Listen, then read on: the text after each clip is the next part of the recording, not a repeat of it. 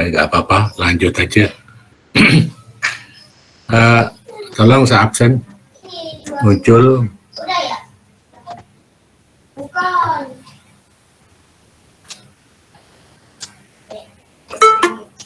Gitu loh.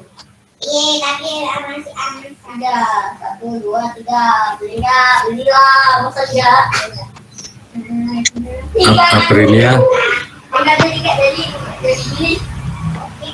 Aprilia, tolong muncul. Oh, ya udahlah, beli aja pakai 500. Nggak boleh gini-gini.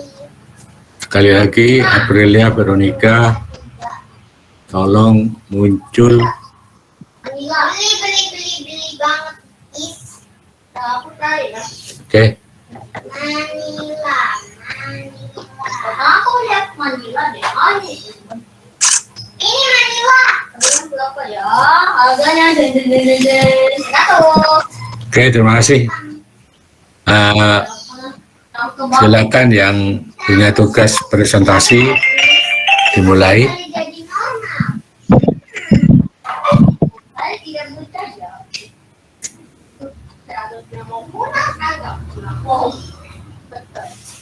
Tapi 20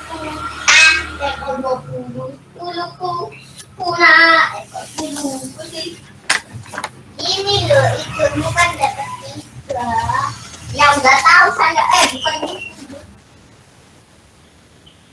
Oh ya, ya. Aku kan ya. Oh ya.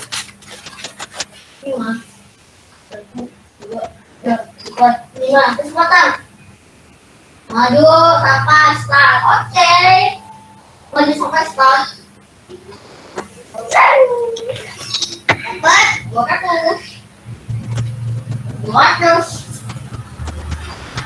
Satunya mana ya? Oh, makasih. Dapat bonus. 4 dong.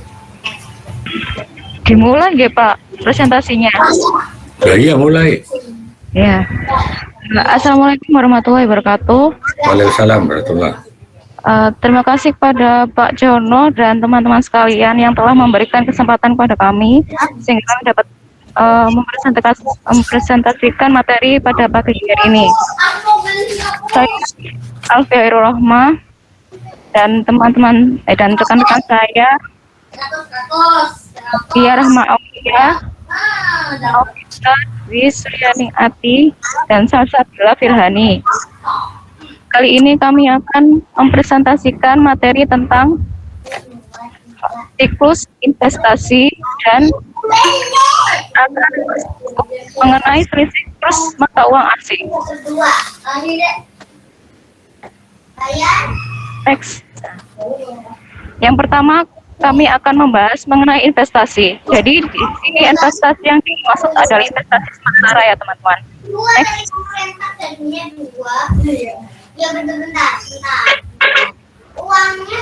Nah, investasi sementara merupakan investasi yang dilakukan oleh entitas karena adanya kelebihan dana tunai, baik dalam bentuk jangka pendek maupun contohnya ini seperti sertifikat deposito, saham, preferensi, saham biasa, obligasi, dan lain sebagainya.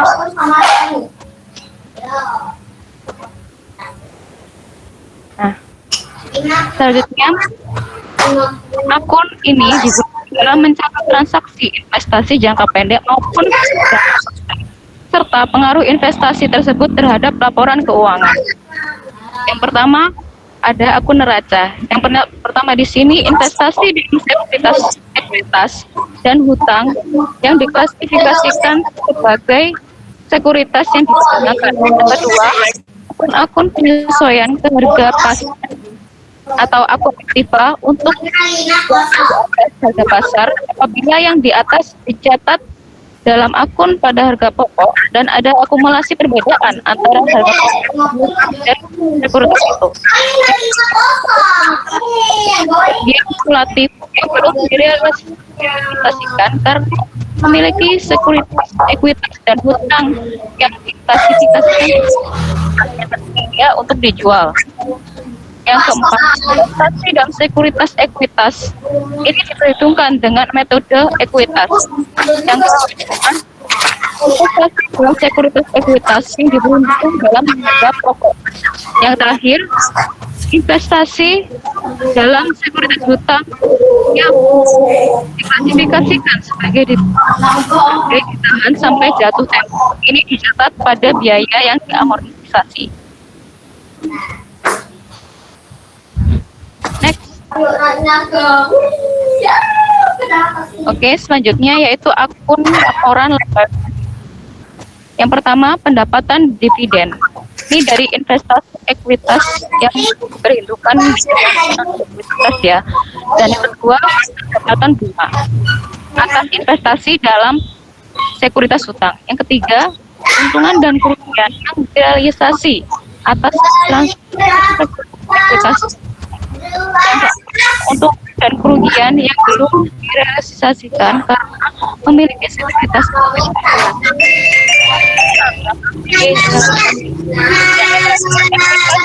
laba investe. Ini untuk investasi yang diperuntukkan dengan metode ekuitas. Selanjutnya ini merupakan tujuan audit. Jadi ada beberapa tujuan spesifik audit atas investasi atas dari asersi manajemen. Seperti yang kita ketahui, asersi manajemen ini ada 5 asersi. Yang pertama, asersi keberadaan atau kejadian. Nah, pendapatan investasi, keuntungan dan kerugian yang direalisasi, serta keuntungan dan penahanan yang belum direalisasi, termasuk dalam laba yang dihasilkan dari transaksi dan selama jalan. Investasi jangka panjangnya dicatat merupakan investasi yang ada pada tanggal neraca. Yang asersi kedua merupakan pengungkapan. Pengaruh dari transaksi dan peristiwa selama periode perjalanan itu dapat laba rugi termasuk dalam akun-akun laporan laba rugi.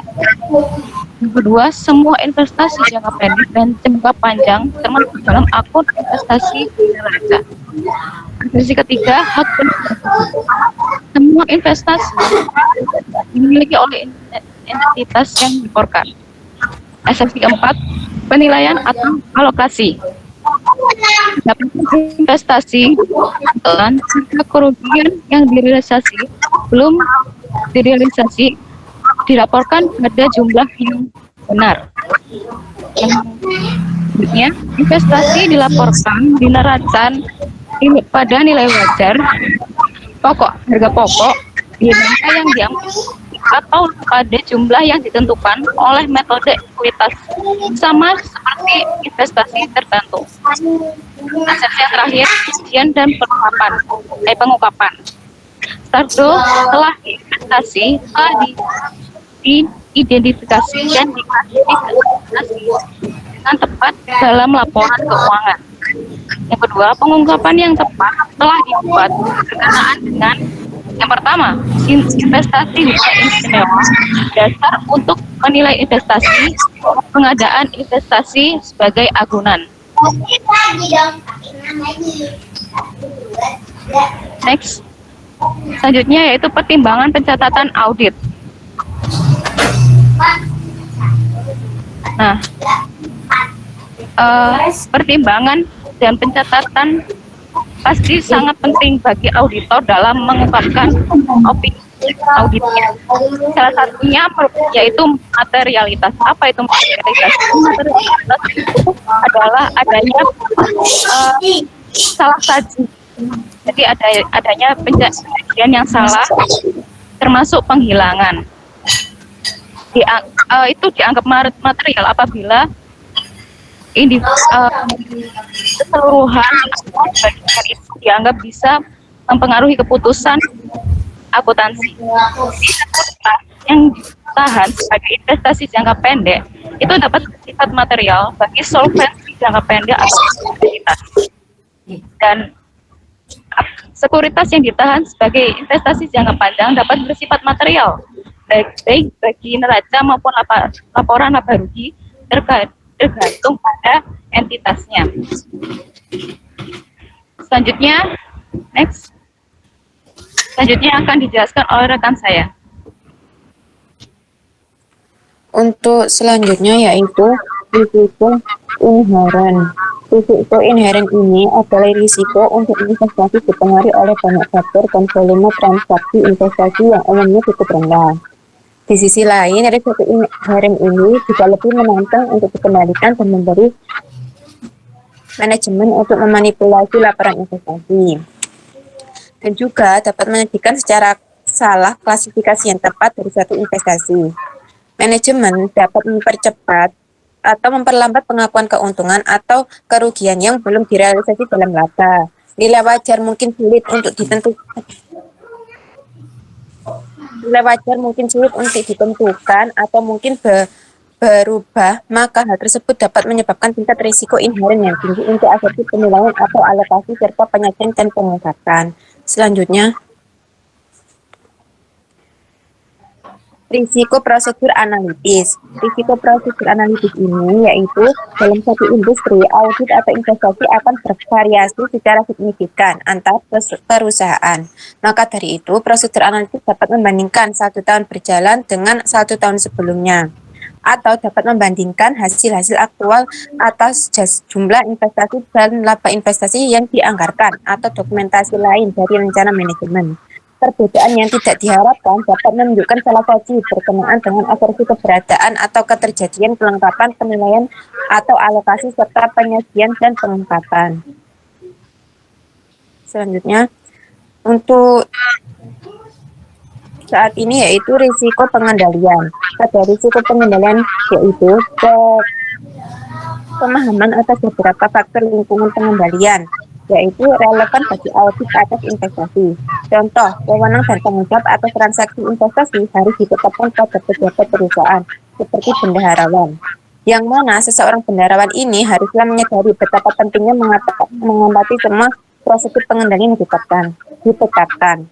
Sistem informasi dan komunikasi harus mencakup dan menyimpan semua data tentang harga pokok, nilai wajar, dan data lainnya yang diperlukan untuk setiap metode akuntansi bagi yang berbagai kategori investasi. Buku tambahan investasi yang terpisah dapat diselenggarakan untuk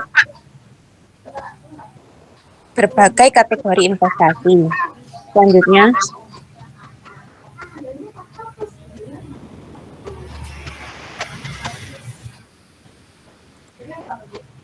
dokumen dan catatan yang umum. Pada dokumen dan catatan yang umum ini terdapat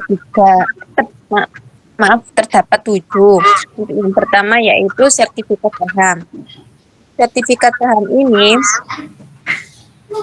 menjelaskan tentang suatu formulir tercetak yang menunjukkan jumlah lembar saham yang dimiliki oleh pemegang saham dalam sebuah korporasi. Untuk yang kedua yaitu obligasi. Kalau untuk obligasi ini, formulir tercetak yang menunjukkan jumlah obligasi yang dimiliki oleh pemegang obligasi. Untuk yang ketiga yaitu kontrak obligasi. Pada kontrak obligasi ini, suatu kontrak yang menyatakan syarat dari obligasi yang diterbitkan oleh sebuah korporasi. Untuk yang keempat yaitu pemberitahuan pialang. Untuk pemberitahuan pialang yaitu satu dokumen yang diterbitkan oleh pialang yang menetapkan harga pertukaran dari transaksi investasi. Untuk yang kelima yaitu laporan piutang, yaitu yang mana suatu laporan bulanan yang diterbitkan pialang yang merinci sekuritas yang disimpan oleh pialang. Untuk yang keenam yaitu buku harian. Pada buku harian dengan umum digunakan mencatat pokok seperti aturan pendapatan bunga obligasi, penyesuaian pasar menurut metode nilai wajar. Dan untuk yang ketujuh yaitu buku tambahan nilai investasi. Buku tambahan nilai investasi ini digunakan sebagai buku tambahan yang terpisah untuk setiap kelas investasi yang berbeda. Selanjutnya, fungsi-fungsi.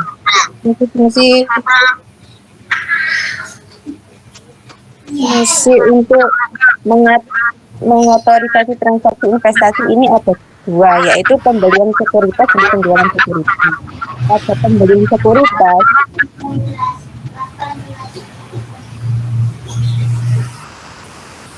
ini pembelian dilakukan sesuai dengan otorisasi manajemen. Dan untuk pada penjualan sekuritas, yaitu penjualan dilakukan sesuai dengan otorisasi manajemen. Untuk yang Kedua yaitu menerima atau menyerahkan sekuritas. Bagian menerima atau menyerahkan sekuritas ini terdiri dari dua, yaitu seperti penerimaan atau pengamanan atau pengurahan sekuritas. Dan yang kedua yaitu penerimaan laba pribadi. Untuk penjelasan yang pertama, penerimaan pengamanan atau penyerahan sekuritas ini yaitu sekuritas biasanya ditahan di tempat yang aman oleh seorang pemegang yang bertanggung jawab untuk mengamankan sekuritas bersama dengan penerimaan dan penyerahan sekuritas. Dan untuk penerimaan laba periodik yaitu setiap dividen dan bunga segera disetorkan secara utuh. Untuk yang ketiga yaitu mencatat transaksi. Pada mencatat transaksi ini terdapat dua jenis, yaitu pencatatan pembelian, penjualan dan laba, dan juga pencatatan penyusun pasar dan reklasifikasi. Pencatatan pembelian, penjualan dan laba ini transaksi dicatat berdasarkan dokumentasi pendukung yang tepat. Dan untuk pencatatan penyusun pasar dan reklasifikasi yaitu perubahan nilai wajar dan siklus yang bersangkutan dengan klasifikasi yang tepat. Dan untuk fungsi menyelesaikan transaksi yaitu terdiri dari dua, yaitu penerimaan kas, pengeluaran kas, dan menilai kinerja dan pelaporan investasi. Pada penerimaan kas ini, pos penuh harus memberikan kepastian yang layak bahwa dokumentasi yang menetapkan akuntabilitas. Dan untuk yang kedua, pengeluaran kas ini digunakan untuk menyelesaikan pembelian investasi harus mencakup perbandingan pengeluaran dengan pemberitahuan pialang. Dan untuk yang ketiga yaitu menilai kinerja dan pelaporan investasi, yang mana review kinerja dilakukan oleh manajemen untuk mendeteksi kinerja investasi yang buruk dan atau pelaporan yang salah. Selanjutnya, pengajuan substansif atas investasi, yaitu menentukan resiko deteksi. Pada menentukan resiko deteksi ini dalam menerapkan model risiko audit untuk menentukan resiko deteksi bagi advokasi siklus investasi, auditor mungkin perlu menggabungkan penilaian risiko inheren dan pengendaliannya atas transaksi penerimaan dan pengeluaran dengan pengeluaran kas dengan pertimbangan tambahan yang unik bagi transaksi investasi. Karena hal ini penilaian risiko inheren dan pengendalian yang relevan dapat sangat bervariasi disebabkan oleh berbagai jenis investasi serta situasi yang di antara entitas. Oleh karena itu, tingkat resiko depresi yang dapat diterima juga akan bervariasi secara signifikan di antara entitas dan di antara kategori aversi bagi entitas yang sama. Selanjutnya akan dijelaskan oleh rekan saya.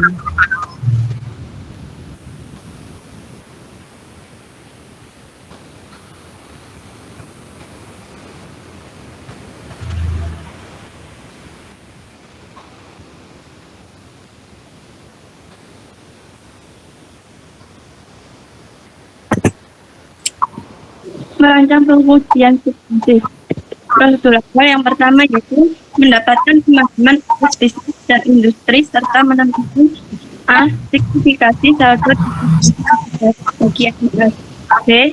Kebutuhan entitas untuk menginvestasikan kelebihan saldo kas. C. Pendekatan ekonomi kunci yang mempengaruhi entitas untuk memanfaatkan kas yang mengalir aktivitas pembiayaan untuk menunjukkan entitas. C. Standar industri, jauh mana investasi penting bagi entitas dan dampaknya tersebut dan catatan investasi akan mendapat pengujian dilanjut. Menelusuri saldo awal aktiva dan ekuitas investasi ke kertas tahun sebelumnya. B. Menelaah dalam semua akun neraca dan laporan laba rugi berkaitan dengan investasi serta menyelidiki resiko dampak tidak dari jumlah mendapatkan schedule investasi yang disiapkan ke klien dan menentukan bahwa hal itu secara akurat merupakan akuntansi dapat dilakukan dengan cara melakukan voting dan cross voting schedule rekonsiliasi total buku besar dan penambahan yang berkaitan. Yang kedua, menguji kecocokan postus pada schedule itu eksternal dalam apapun buku besar dan penambahan yang berkaitan. Merancang pengujian substantif yang kedua yaitu prosedur analisis. Melaksanakan prosedur analisis yang mendukung prosedur analisis. Investasi jangka pendek terhadap lancar, investasi jangka pendek terhadap total aktiva, tingkat pengendalian menurut spesifikasi investasi. Yang menganalisis hasil bandingkan dengan pengharapan berdasarkan data tahun sebelumnya yang dialihkan dan data itu pengujian rutin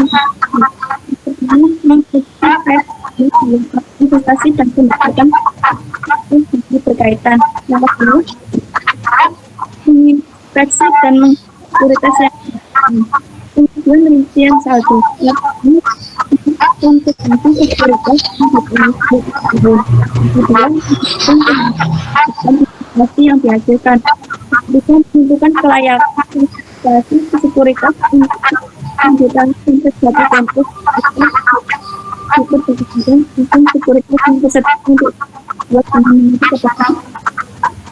dokumentasi yang menyatakan maksud apakah tindakan manajemen secara manajemen yang dinyatakan untuk menakutkan terus dari manajemen yang menginformasikan sekuritas tetapi bukti yang mendukung investasi pada tanggal kerja tidak terkait pada harga pasar titipan jual sertifikasi keuangan estimasi untuk jual dari pihak sumber pihak tersebut evaluasi kelayakan menguji rincian satu memiliki pendukung dan diterima tapi mesin akses yang memiliki pandang keuntungan yang kedua diterima harus diperoleh ketika sekuritas dikembalikan dengan sekuritas harus sudah tahu pendapat kita sampai dengan tersebut. Dalam memeriksa sekuritas kita harus mengatasi seperti nomor sertifikat atau maupun kita harus melalui maupun melalui tentang sekuritas itu dengan klasifiksi mungkin kita keberatan atau kelanjutan hak dan kewajiban serta pembuktian dan penangkapan.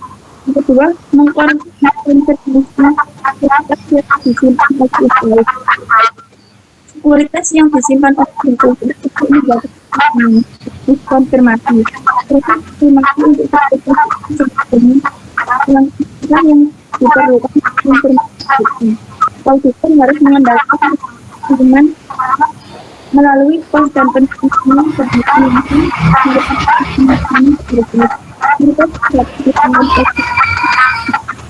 pinjaman atas dipengaruhi dari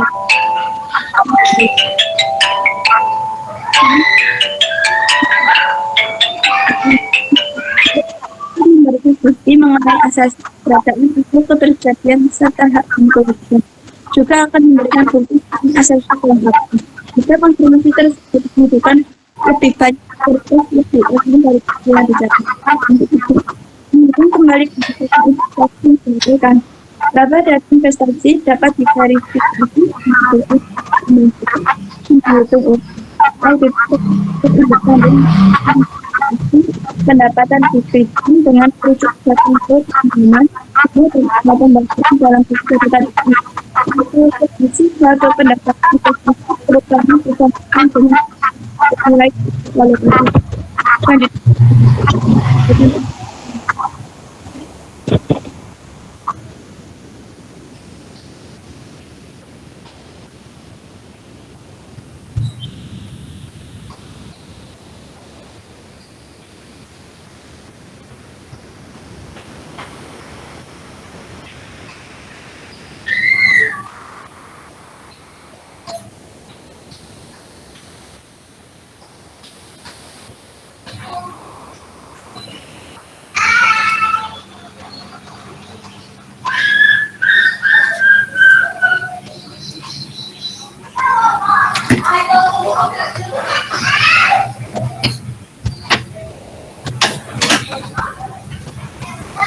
Mana suaranya tuh?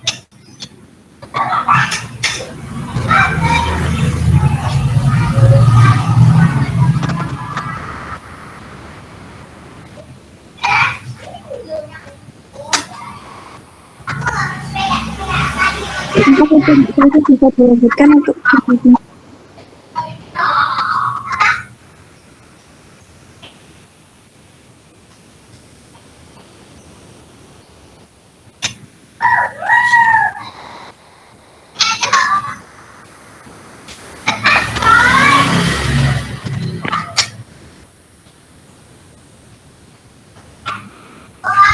Oh baik, saya lanjutkan. Oke. Penguncian rincian saldo, estimasi akuntansi. Yang pertama ini ada klasifikasi investasi yang tepat. Dan saya akan menggunakan ASP 115 accounting for dividen sekuritas oleh klien akan tergantung pada klasifikasi sekuritas oleh entitas sebagai yang pertama sekuritas yang ditahan sampai jatuh tempo yang dilaporkan pada biaya amortisasi. Yang kedua, sekuritas yang didagangkan.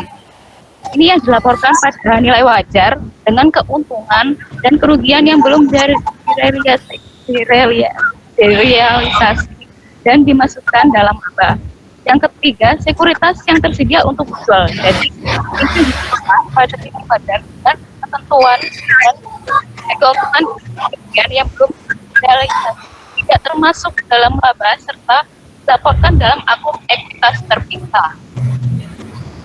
Nah, ketika mengevaluasi maksud manajemen berkenaan dengan suatu investasi, auditor itu menentukan apakah aktivitas investasi manajemen ini mendukung atau bertentangan dengan maksud manajemen yang dinyatakan.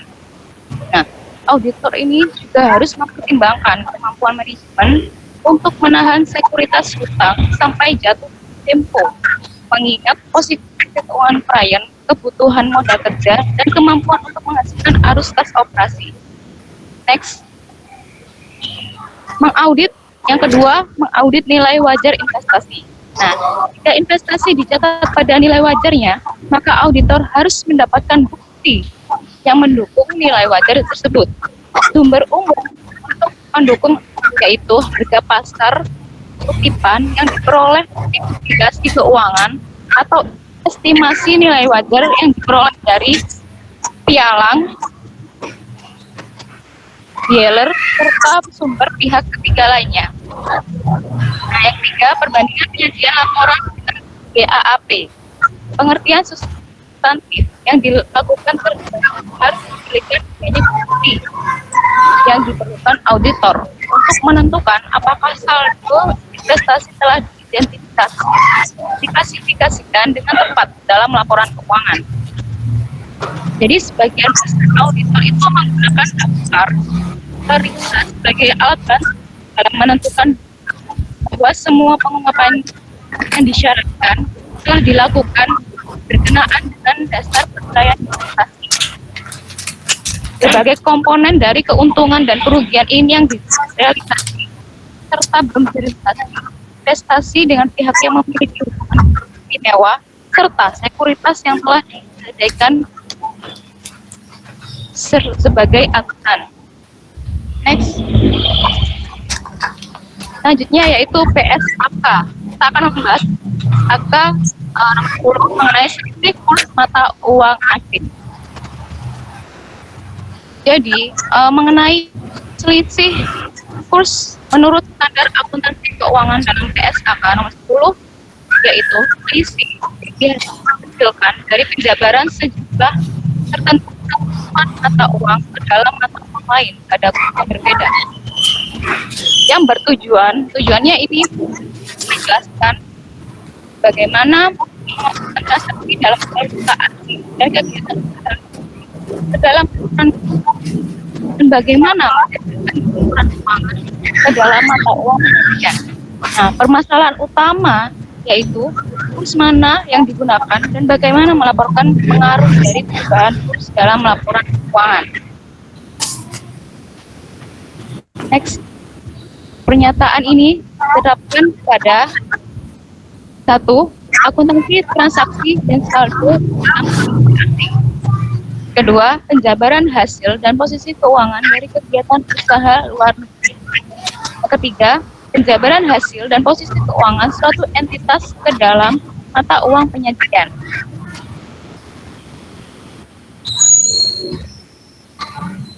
Next. Jadi, valuta asing ini memudahkan transaksi yang dilakukan antar dua pihak dengan menggunakan mata uang yang tidak sama untuk melakukan transaksi. Seperti transaksi Indonesia dengan transaksi misalnya Singapura, ya. Lalu pengukuran dan penerapan yang diterapkan dengan menggunakan valuta asing ini diatur dalam PSKAK nomor 10. Ketika terdapat suatu perubahan dalam mata uang nasional dari entitas pelapor haluan negeri yang signifikan, fakta tersebut dan alasan untuk perubahan dalam mata uang nasional ini harus ditetapkan. Dalam menyiapkan laporan keuangan setiap entitas maupun baik entitas yang berdiri sendiri maupun kegiatan usaha luar negeri ataupun kegiatan usaha luar negeri, beberapa entitas pelapor terdiri dari beberapa entitas individual. Contohnya seperti kelompok usaha terdiri dari satu induk dan satu atau lebih entitas anak. Berbagai entitas terlepas dari entitas tersebut adalah anggota dari suatu kelompok usaha atau bukan. Mungkin memiliki investasi dalam entitas asosiasi atau pengaturan bersama. Nah, entitas mungkin dapat juga memiliki cabang. Jadi pernyataan ini mensyaratkan agar hasil dan posisi keuangan dari setiap entitas individual yang tercangkup dalam entitas pelapor dijabarkan ke dalam mata uang yang digunakan entitas pelapor dalam menyajikan laporan keuangannya. Nah, sekian pemaparan materi dari kami. Apabila ada kesalahan kata maupun perbuatan, kami mohon maaf. Itu warahmatullahi wabarakatuh. Oke, terima kasih kelompok 1 yang materinya sudah cukup baik dan panjang lebar. Cuma ini tadi yang muncul 4 muncul semua ya. Mbak Salsabilillah udah. Belum kok. Belum. Udah hadir ya. Sepertinya tidak ada, kok. Ya? tidak ada sepertinya di Jimit ini. Iya, nggak ada dia.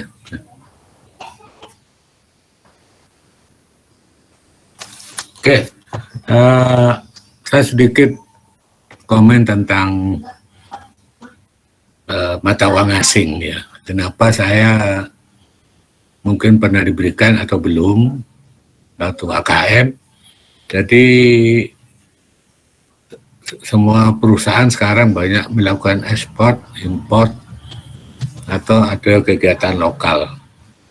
Tapi umumnya yang ada mata uang asing itu perusahaan yang melakukan kegiatan ekspor atau import, terutama import ya. Di mata uang asing kita kenal setiap hari itu ada ya kurs. Ya, kurs adalah perbandingan mata uang suatu negara dengan uang kita. Yang banyak dipakai itu adalah kurs dolar atau mata uang gabungan Eropa, ya, euro itu yang banyak. Tapi umum dalam transaksi perdagangan itu banyak menggunakan dolar. Nah, di situ kelihatan bahwa dengan kalau kita sekarang dibandingkan dolar, uang rupiah kita itu sekitar 1.550 itu sama dengan $1. Ya itulah jadi negara yang berkembang ya. Jadi selalu kalah nilainya dengan negara yang kaya ya, karena nanti bayangkan 1.550 uang kita sama dengan $1 mata uang dolar Amerika.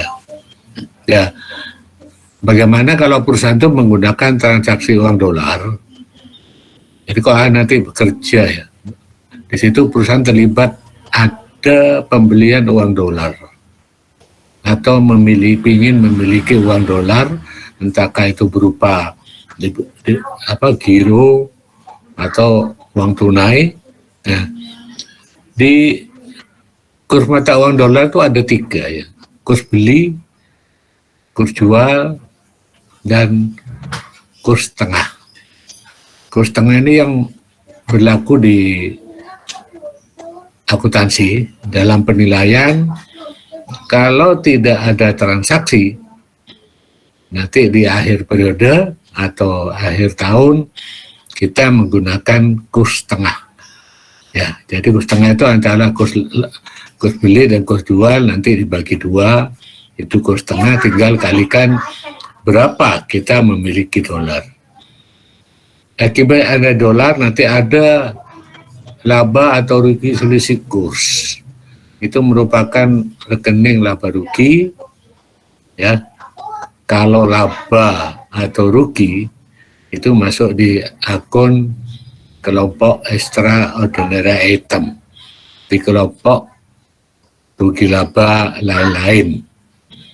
Kecuali kalau perusahaannya memang money changer ya Anda menjadikan usaha utama ya.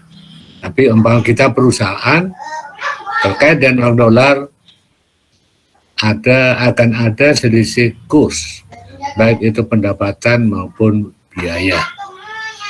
Dua-dua ini kalau laba atau rugi itu masuk di kelompok paling bawah, di extraordinary item.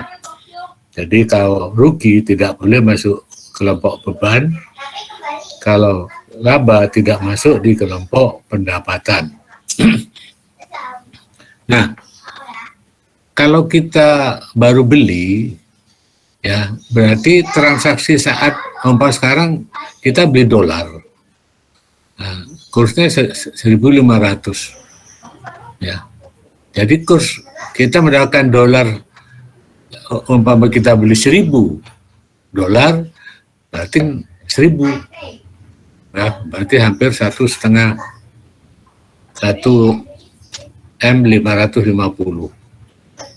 Itu yang masuk awal saat kita beli. Nah, kalau nanti di akhir tahun ini kita nyusun laporan keuangan, kursnya nilainya bukan tetap itu. Nah, kita nanti 1.000 dolar itu kita kalikan kurs tengah. Kurs tengah itu adalah kurs beli plus kurs jual dibagi 2. Nah, kurs itu bisa dilihat ya, sekarang di mana-mana ada kurs, kita di HP itu tiap hari ada. Yang menentukan itu adalah BI, Bank Pemerintah, Bank Indonesia. Nah, umpama kita beli sekarang, ya, kursnya 1.500 dengan 1.000 dolar. Kalau besok umpama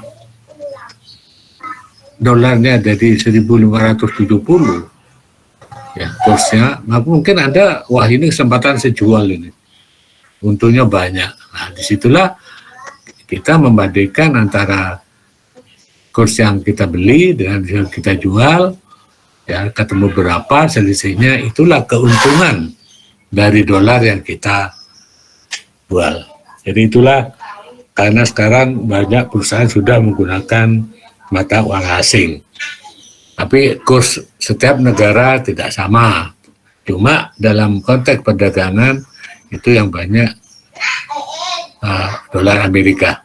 Itu menjadikan standar di dalam perdagangan. Nah, seperti Anda nanti, insya Allah kalau pergi haji, nanti kita beli, bisa bawa uang dolar atau kita bawa uang real. Ya, agak keliru, kursnya uang mata real itu sekitar 26 sekarang, 2.600. Bayangkan dolar Amerika 1.500. Ya, jadi itulah sekedar gambaran, ya. Jadi kalau Anda lihat di money changer itu tertulis atau bank, kurs beli, kurs jual.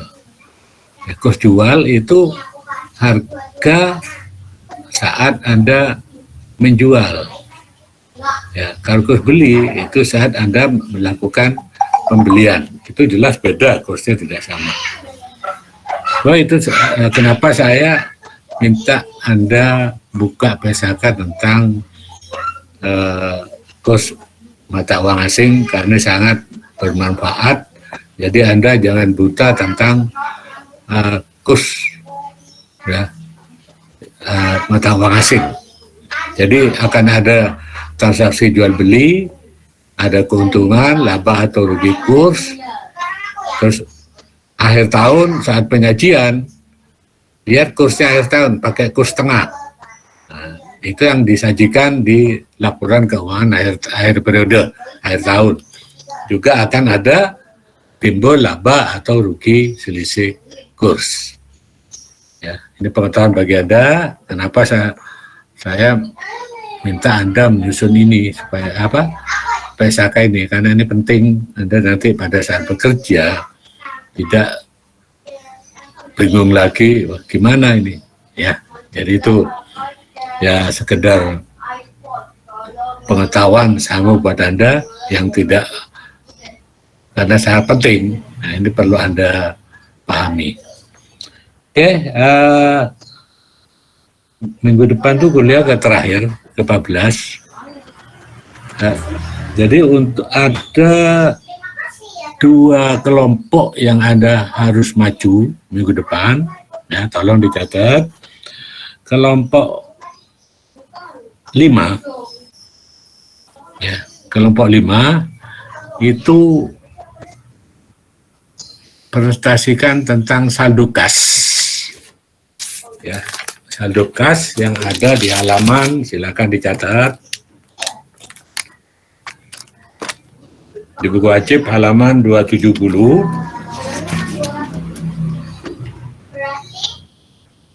sampai dengan 270 sampai dengan 286. Di kelompok 5, 270 sampai 286 tentang saldo kas. Nah. Terus saya minta juga kelompok 3 dicatat.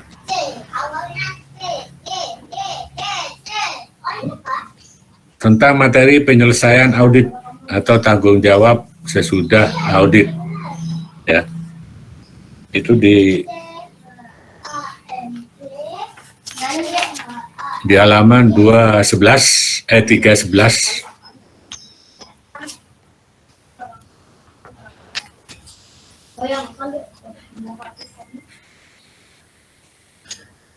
Tiga 11 sampai 329. Di kelompok 3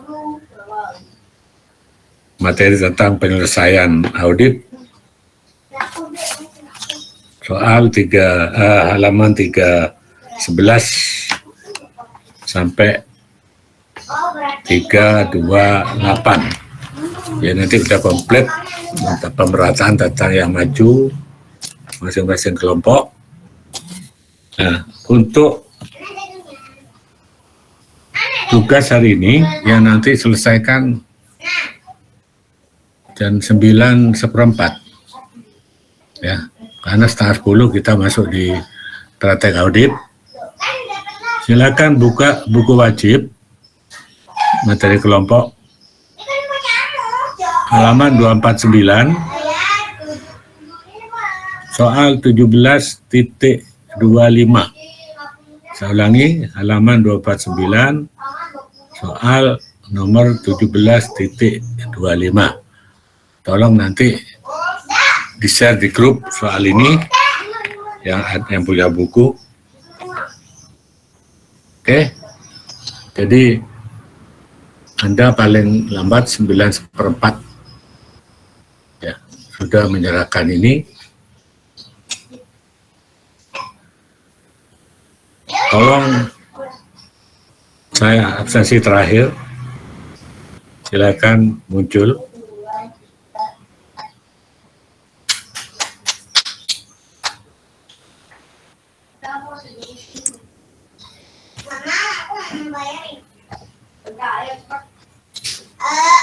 Megawati. Tolong muncul Megawati.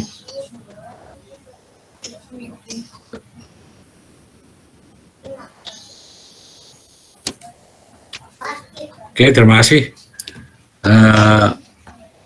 Jadi saya ulangi, minggu depan kuliah terakhir 2 kelompok yang maju, dan tugas yang hari ini